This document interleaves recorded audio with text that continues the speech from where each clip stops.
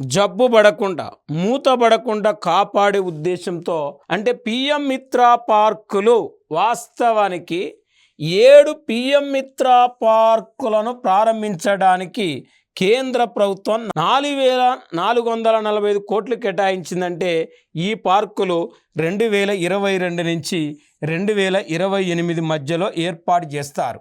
మరి ఈ పార్కులు మనం జనరల్గా చూస్తే తమిళనాడు, తెలంగాణ, గుజరాత్, కర్ణాటక, మధ్యప్రదేశ్, ఉత్తరప్రదేశ్, మహారాష్ట్రలో ఈ 7 రాష్ట్రాలలో మరి ఇక్కడ మెయిన్గా 7 పిఎం మిత్ర పార్కులను ఏర్పాటు చేస్తారు.